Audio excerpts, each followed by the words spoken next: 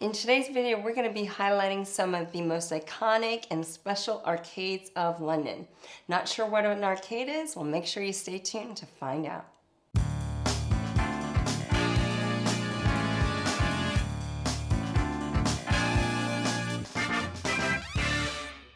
Just to begin, as a way of introduction, shopping arcades date back to the 1700s and were a multi-vendor space under a covered roof.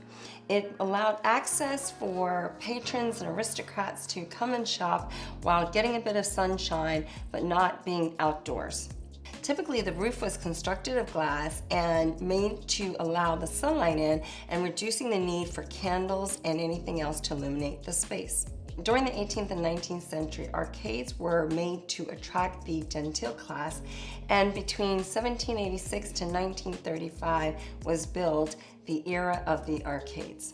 Thousands of glass-covered arcades are really scattered throughout Europe, and they became grander or more ornate over time.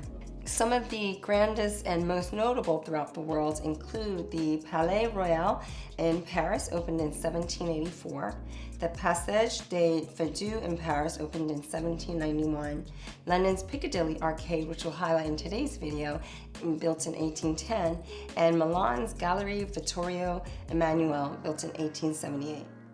The earliest examples of shopping arcades include the Covered Market in Oxford, which officially opened on the 1st of November 1774. It's still active today and started as a response to clear, untidy, messy, and unsavory stalls from the main streets. The oldest arcades in London is the Royal Opera Arcade off of Pall Mall, and it was designed by Regency designer John Nash in 1818. It had shops lining the stretch and served as a place for a promenade or a stroll up and down the length to see and be seen. 1 year later, in 1819, London's most famous arcade opened, the Burlington Arcade. This was built by Lord George Cavendish, later Lord Burlington, for his wife, so she could shop under the roof of the arcade and stay away from the elements on the streets. Ready to dive in to highlight some of the most notable arcades of London? Well, if this is your first time to my channel, well, welcome. I'm Arinzeh with Onyx Property Team. I am a London-based property agent and I absolutely love showing off the best of living in London as well as the property market. Don't forget to subscribe, and if you enjoyed this video at the end, make sure to hit the like button. First up, let's highlight Burlington Arcade. It's located in Mayfair and connects Burlington Gardens with Piccadilly. It's guarded by the Beadles, who are the police force of the arcade. They prevent tourists from smoking and acting unruly and usher everyone out at closing time each day. They're actually the oldest and smallest private police force anywhere in the world. They wear a uniform of Victorian frock coats, gold buttons, and gold braided top hats, and they should make sure that there's no humming, whistling, singing, running, or even fast-paced walking, riding bicycles, opening umbrellas, or behaving boisterously. Except for Sir Paul McCartney is the only person in the world exempt from the ban on whistling. Apparently this is an unofficial exemption. The arcade has a Palladian-style architecture that measures 196 yards, one of Britain's longest shopping arcades. It originally housed 72 small two-story shops and was almost destroyed in the fire in 1836, 1871, and 1936.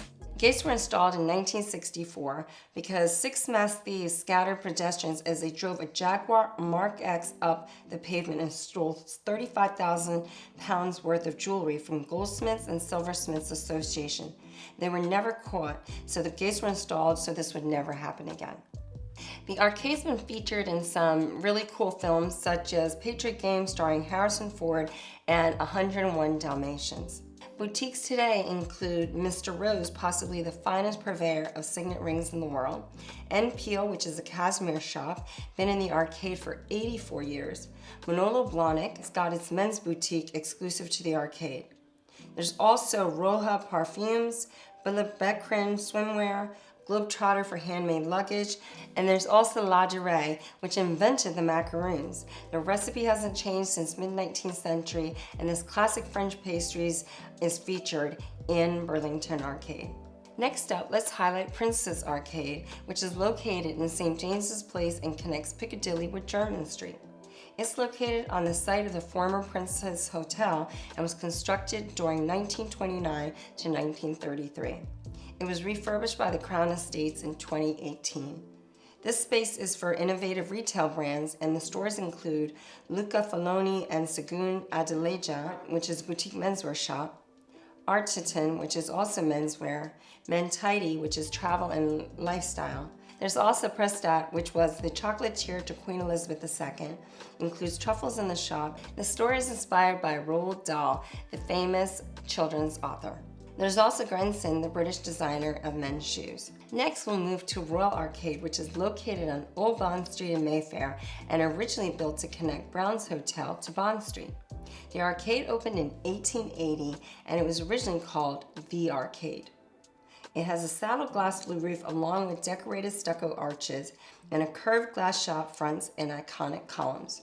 It retains all of its original features, which is pretty incredible.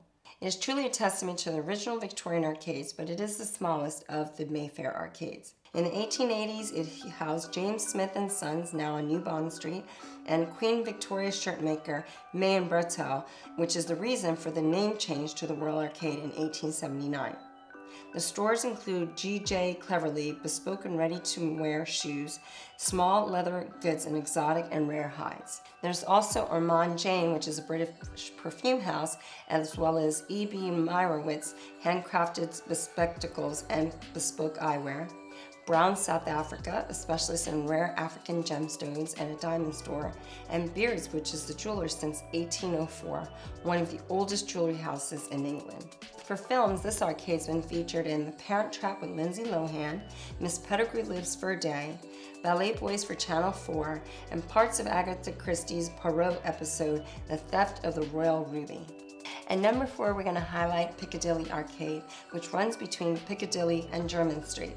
It was opened in 1909 and designed by Thrale Gell. It's a grade 2 listed arcade of an Edwardian style. There's 28 shops on the ground floor, and the first floor was originally offices converted to the Felix Hotel in 1915. It was bombed in 1941 during World War II and not fully restored until 1957. Stores include Alcamares, which is an Italian apothecary, Bud, the shirt makers, and New and Linwood menswear. Also now we're going to go across town to Leadenhall Market, which is the heart of the Square Mile in London. It's located on Gracechurch Street and dates back to 1321. Originally it was a meat and poultry and game market. In 1408, the former Lord Mayor, Richard Whittington, acquired the lease of the building and then the site in 1411, gifting it to the city. Now it's home to retailers, restaurants, cafes, wine bars, and an award-winning pub. The city architect, Sir Horace Jones, was instructed to design a respectable arcade for the poultry market, and this happened in the 19th century. His design replaced the earlier stone structure with wrought iron and glass. Check out the stone pediments carved with dragons, swags, shields, and other devices at the entrances. 2021 marked the 700th anniversary of Leadenhall Market. Today, the stores include Candies, which is a tobacco, cigars, pipes, and lighters shop. There's also London Shoe Shine & Co., which has been shining shoes there since 1991 and is a traditional shoe shine stall run entirely by actors. There's also Monster Supplies, established in 1818, which is bespoke and everyday items include candies, sweets, books, and more, all with the theme of monsters.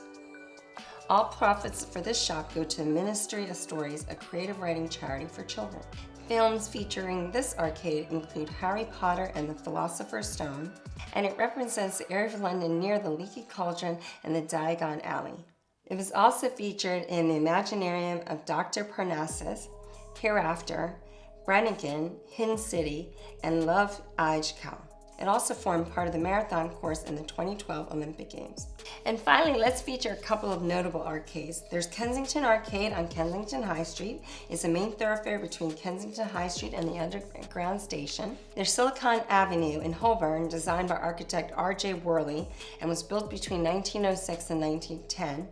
There's 12 shops there, including pavement cafes and restaurants and ground floor. It was featured in the films Wonder Woman and the Guernsey Literary and Petit Appeal Pie Society. And finally, there's Walborn Walk in Bloomsbury, designed by architect Thomas Cubitt in 1822. It's got black painted bow fronted shop windows and features shops, restaurants, and cafeteria on both sides. Well, I hope you enjoyed this video highlighting some of the most famous arcades throughout London. Which was your favorite? Please make sure to leave me a comment in the description below the descriptions, as we'll include links to all the arcades we featured. And if you liked the video, make sure to hit the like button to let YouTube know that we're putting out great content.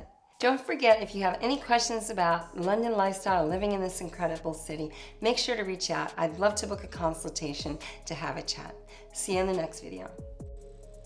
Thanks so much for watching. Make sure to check out my other videos on my YouTube channel where I share great tips and information about the London property market and living in this fabulous city.